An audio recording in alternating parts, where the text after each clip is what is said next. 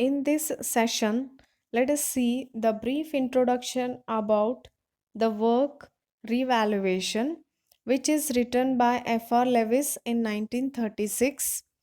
It is considered as a companion piece to the work New Bearings in English Poetry, which is another the greatest book of F.R. Lewis.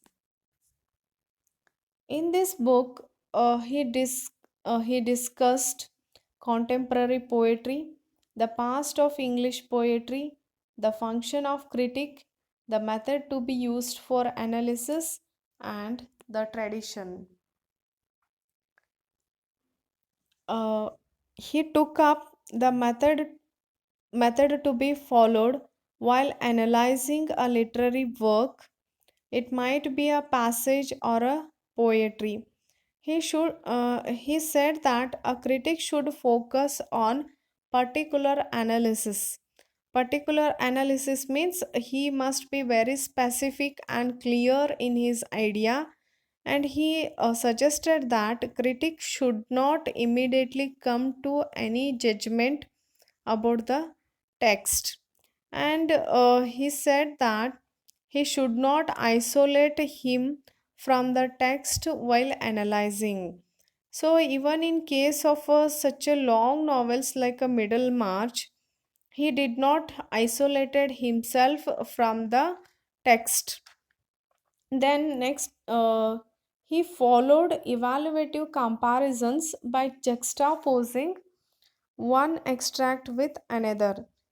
Juxtaposing means placing the work side by side. It means he took two literary works and made a comparison between the works. For example, he had taken the play The Cenci, which is written by Shelley, and he explained the drawbacks of Shelley's play The Cenci by placing Shakespeare's passages side by side. Seeing this method, Ian McKillop said that his lecturer it is always illustrated with visuals, projected slides, and graphics, and he never made a single statement without the support of the text. Next, he discussed about about the tradition. According to him, the tradition is not an abstract one, and it is very concrete. An individual poet's work it represent the tradition. He speaks. Uh, he speaks on Donne, Dryden, Pope, Wordsworth, Shelley, Keats, Shakespeare, and Spenser. According to him, Donne he had received a lot of attention as he was the most important metaphysical poet. Then next he took up a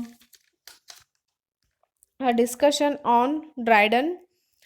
He said that Dryden is a relatively a simple poet, and but he has received more attention than he deserves. Next, he had a chapter on Pope, Wordsworth, Shelley, and Keats.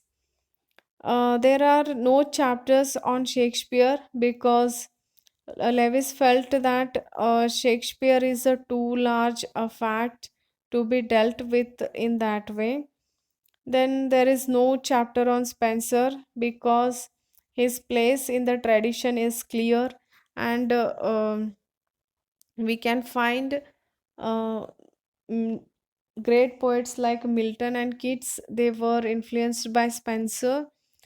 So while dealing with Milton and Keats, he often made a reference of Spencer. So uh, again he did not bother to make any special chapter on Spencer.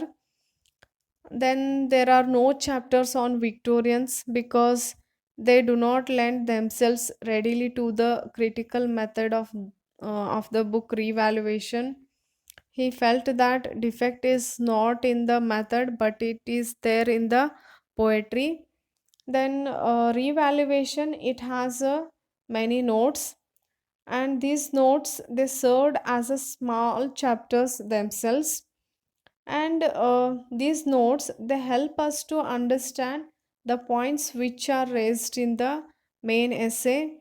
And in the notes, he discussed about Blake Byron Coleridge in detail, so he did not make a chapters on these poets again. Then Lewis ends his introduction with the concept how the critic should function. Uh, critic felt that Lewis felt that the critic must understand himself, and and he must be very specific. He should make a very specific and finest uh, analysis of the work. So then on and he should express all his feelings responsibly, clearly. And Lewis's work, it is marked by force and clarity. He believes that even if the critic is wrong in his valuation, he served the business of criticism. So he considered criticism as the profitable discussion of a literature.